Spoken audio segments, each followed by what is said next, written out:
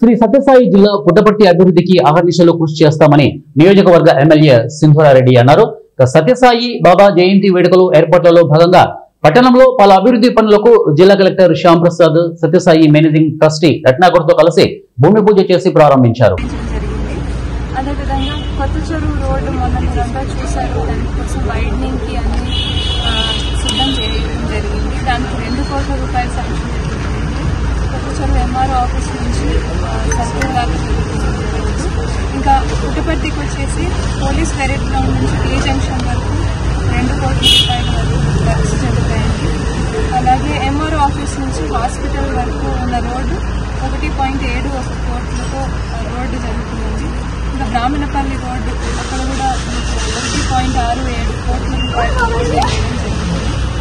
ఇంకా చిన్న చిన్న రోడ్లు ఊర్లో వచ్చేసి అన్ని 13 వర్క్స్ ఉంటాయి. దాంట్లో భాగంగా 1.40 కోట్ల రూపాయలతో వేరే ఊర్లో చాలా చిన్న చిన్న రోడ్లన్నీ కూడా పూర్తి చేయడం జరుగుతుంది. స్వామివారి శత జయంతి ఉత్సవాల సందర్భంగా పుట్టపర్తి రూపురేఖలే మార్చాలి అనే ఉద్దేశంతో చాలా వరకు డెవలప్మెంటల్ యాక్టివిటీస్